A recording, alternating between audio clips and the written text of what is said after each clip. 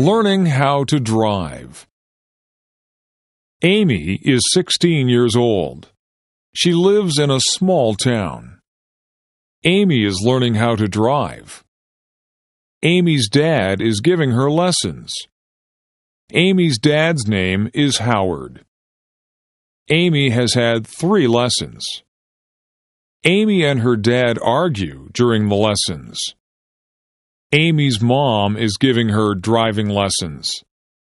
Amy's mom's name is Jane. Jane has given Amy a lesson.